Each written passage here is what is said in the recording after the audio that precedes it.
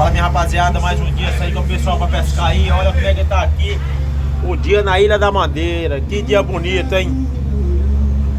Segunda-feira, feriado, e nós estamos partindo atrás do peixe. Hoje dia 20 de outubro, tudo meu aniversário. Mas o compromisso fala mais alto.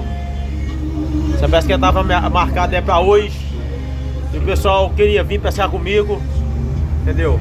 Eles queriam me conhecer.